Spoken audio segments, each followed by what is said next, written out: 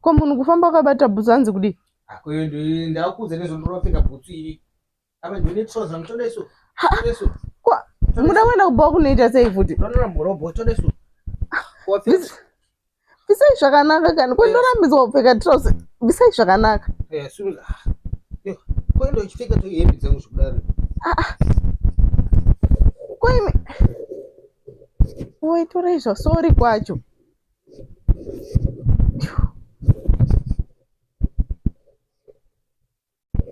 Andi maingoonera bhora racho panapa here nai.